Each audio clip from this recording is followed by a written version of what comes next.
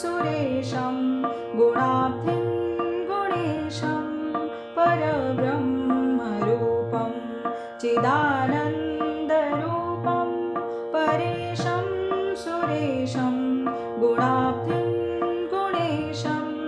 गुणातीतमीशं मयूरेशवन्द्यं गणेशं नतास्मो